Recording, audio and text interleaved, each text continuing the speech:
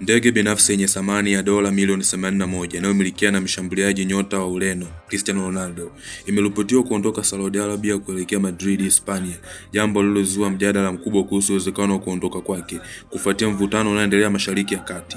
Kwa mujibu wa taarifa mbalimbali, ndege hiyo aina ya Bombardier Global Express iliondoka majira ya saa 2 usiku na kutua Madrid majira ya saa 7 usiku. Takwimu kutoka mtandao wa kufuatilia safari za ndege Flightradar 24 zinaonyesha kuwa ndege hiyo ilipitia anga la Misri kabla ya kuvuka bahari ya Mediterania na kutua Hispania. Ronaldo mwenye umri wa miaka 41 na nahodha wa klabu ya Al Nassr FC anaishi jijini Riyadh pamoja na mchumba wake Georgina Rodrigo na watoto wao 5. Hata hivyo bado hajathibitishwa iwapo familia yake ilikuwa ndani ya ndege hiyo wakati wa safari.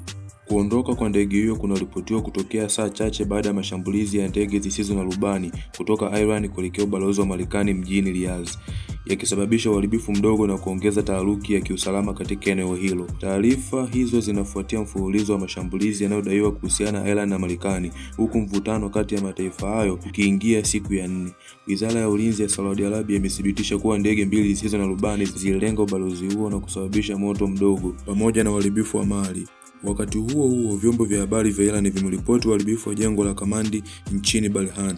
Milipuko pia imeripotiwa katika miji mbalimbali ya kanda hiyo ikiwemo Dubai, Doha na Manama. Kutokana na hali hiyo, Wizara ya Mambo ya Nje ya Marekani imewataka raia wake kuondoka katika zaidi ya nchi 10 za Mashariki ya Kati kwa tahadhari ya kiusalama. Safari nyingi za ndege za kibiashara zimesitishwa, ingawa ndege binafsi ya Ronaldo inadaiwa kuruhusiwa kuondoka kwa haraka.